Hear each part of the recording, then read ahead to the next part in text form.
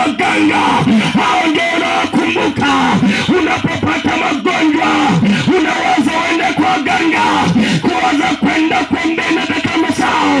Inawezekana changamoto za magonjwa yamesimama kwako, ukaona wachawi ndio suluhu ya maisha yako.